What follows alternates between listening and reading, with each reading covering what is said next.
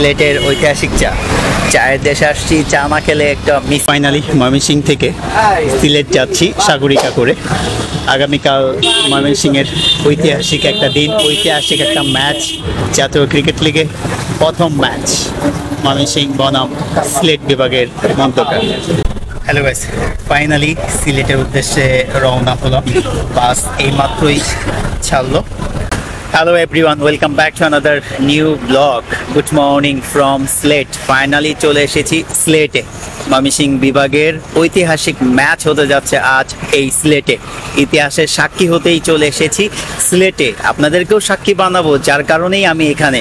সাক্ষী কিভাবে বানাবো? ব্লগের মাধ্যমে। আমার এই সিলেট ট্যুরে সম্পূর্ণ সহযোগিতায় রয়েছে Polymer Solution Limited. Polymer Solution লিমিটেডকে নিয়ে পরবর্তীতে আলোচনা করব। চলেন তাহলে শুরু করা যাক আজকের আমার এই ব্লগটি। সিলেটে এসেছি, এক কাপ চা না খেলে হয় নাকি? চায়ের দেশে এসেছি, চা না খেলে তো হবে না।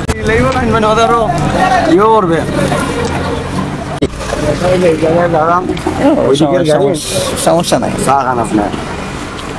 সিলেটের ঐতিহাসিক চা, চায়ের দেশে আসছি, চা না খেলে একটা মিসিং ভাইবস চলে থাকে। তো যাই হোক, এ হচ্ছে সিলেটের চা।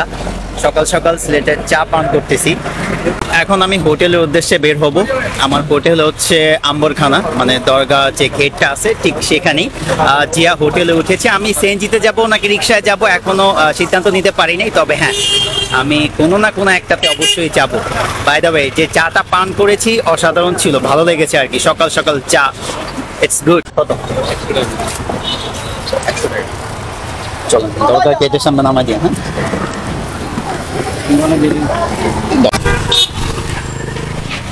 ফাইনালি আমি রিক্সা করেই যাচ্ছি, সিএনজি করে যাচ্ছি না। রিক্সা করে যাব এর একটাই কারণ, শহরটাকে একটু দেখবো, ধীরে সুস্থে যাব, যার কারণে। আর হোটেলে গিয়েই তো আমি একটু রিল্যাক্স করেই চলে যেতে হবে আমাকে মাঠে, কেননা ইতিমধ্যে হয়তো বা বিশেষ করে 8টা বাজে হয়তো বা রিপোর্টিং থাকবে টিমের। আর আমার কাজটা হচ্ছে একদম শুরু থেকেই, টিমের ওয়ার্ম আপ সেশন থেকেই আমার কন্টেন্ট তৈরি করার চেষ্টা থাকবে।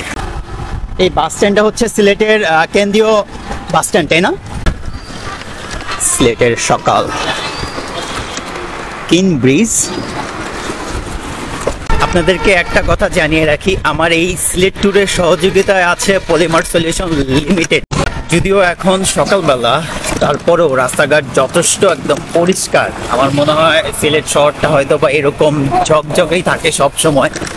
যদিও আমরা নিয়মিত থাকি না, আমরা বলতে পারবো না, যারা নিয়মিত থাকে তারাই বলতে পারবে। তবে আমার কাছে মনে হচ্ছে যে না, শহরটা অনেক চকচকে, রাস্তাঘাট অনেক চকচকে, ভালো লাগছে আমার কাছে। আমি ঠিক দরগা হজরত শাহজালাল রাদিয়াল্লাহু তাআলার গেটের যে সামনে আসছি। আমার হোটেলটা ঠিক এই সামনেই, হোটেল জিয়া। আর এদিকে প্রচুর পরিমাণে গাড়ি, কেননা এই মাজারটা অনেকেই জিয়ারত করতে আসে। দেখেন কি অবস্থা, প্রচুর পরিমাণে গাড়ি, প্রচুর। Finally I got it, hotel Zia. This is hotel Zia. এই হোটেলের ব্যবস্থা করে দিয়েছে আমাকে সিলেটের ছেলে Majed. Thank you Majed. Finally hotel Zia check in, কিন্তু একটু ঝামেলা হয়ে গেছে যে মাজেদ আমার হোটেলটা বুক করেছিল, কিন্তু মাজেদের কোনো নাম্বার নাই। শুধু ইমন স্যারের কথা বলছি। ইমন স্যারের কথা বলার কারণে আসলে হ্যাজিটেশন হচ্ছে যে আসলে ইমন স্যার নাকি এর ছাড়াও, মানে আমি ছাড়াও আরেকটা বুক করেছে। আসলে কোনটা আমার রুম, সেটাই ছিল হ্যাজিটেশন। ফাইনালি রুম পাওয়া গেল। এই হচ্ছে রুম। এটাই হচ্ছে আপাতত একদিন 2 দিন থাকার জায়গা আমার। একটা সাবান, হোটেল জিয়া। ওকে, হাই। সিলেট আসা নিয়ে যে ব্লগটা তৈরি করেছি, সেই ব্লগের রিক্যাপটা শেয়ার করতে চাচ্ছি আপনাদের সাথে। রিক্যাপটা শেয়ার করা আসলে খুবই জরুরি, কেননা আমি যেদিন আসি, মানে শুক্রবার রাতে, ওই দিন হয়তো বা কোনো পূজা চলতেছিল, পূজার একদম শেষ মুহূর্ত। তো আমি যখন বাসা থেকে বের হই তখন সম্ভবত 7:45 বাজে। তো কাউন্টারে আসতে আমার সময় লাগতো সর্বোচ্চ 15 থেকে 20 মিনিট। আমার বাস হচ্ছে 8:30টায়। তো এভাবে আমি বের হই সময়টা ধরে। কিন্তু যখন আমি টাউন হল মোড় পর্যন্ত আসি, এসে তো দেখি ভিন্ন চিত্র। আমার মানে বাস কাউন্টার ছিল হচ্ছে কালীবাড়ির এখানে, ব্রিজ রোড যেটাকে বলে, যারা ময়মনসিংহে তারা অবশ্যই চিনবেন। টাউন হল মোড়ে আসার পরেই দেখতে পাই যে ব্রিজের রোডটা বন্ধ। এখন আমি কথা বলতে না বলতে রিক্সাওয়ালা আমার চলে গেল হচ্ছে ডানে, সিটি কর্পোরেশনের এই পাশ দিয়ে গিয়ে তারপরে বলতেছে যে কাঙ্গিনাপাত দেওয়া যাবে। আমি কিছু বোঝার আগেই আমার রিক্সাওয়ালা মামা চলে গেল। হয়তো ওইখানে যারা ট্রাফিক ছিল তাদেরকে বললে যে আমি সিলেট যাব, সিলেটের বাস কাউন্টারতে এখানে আমাকে যেতে দেন, হয়তো বা যেতে দিত, হয়তো বা একটু ফোর্স, হয়তো বা একটু ম্যানেজ করা আর কি। তো যেটা আমি পারি আর কি, ম্যানেজ করার চেষ্টা করলে হয়তো বা হয়ে যেত।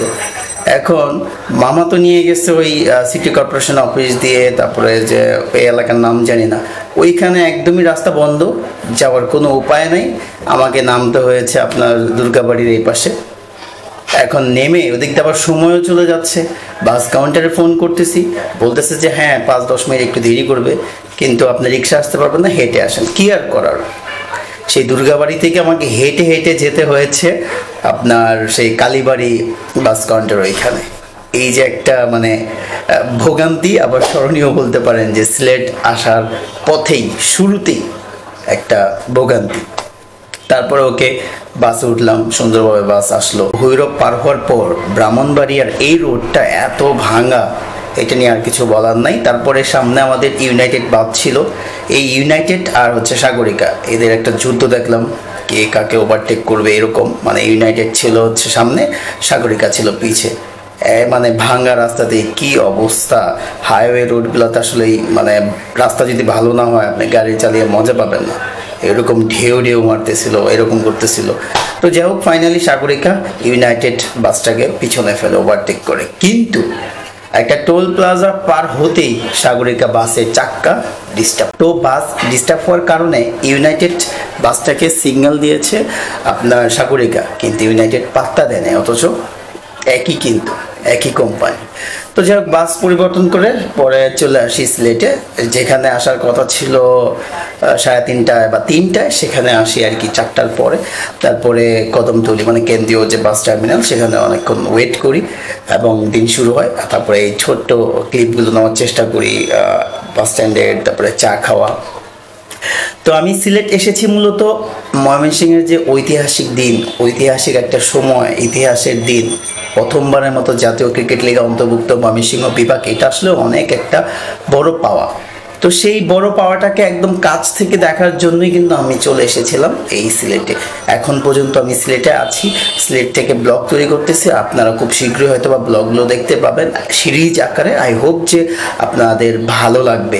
আর এই ব্লগটা তো ইতিমধ্যে হয়তো বা আপনারা দেখেই ফেলেছেন। আমাকে সাপোর্ট করেন যাতে করে আমি আরও ব্লগ তৈরি করতে উৎসাহ পাই।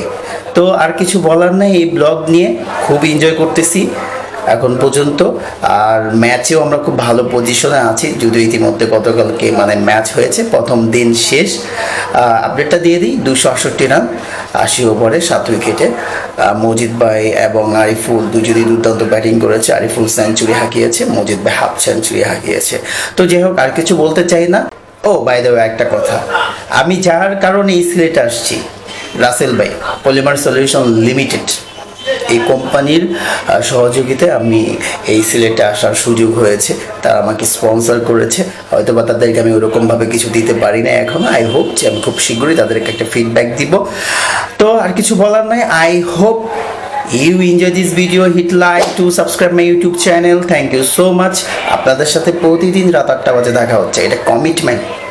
প্রতিদিন রাত 8টা বাজে দেখা হবে, যাই হয়ে যাক না কেন দেখা হবেই। আপনারা জাস্ট আমার ভিডিওটাকে লাইক করুন, শেয়ার করুন, আর চ্যানেলটাকে সাবস্ক্রাইব না করলে দ্রুত সাবস্ক্রাইব করুন। Bye bye.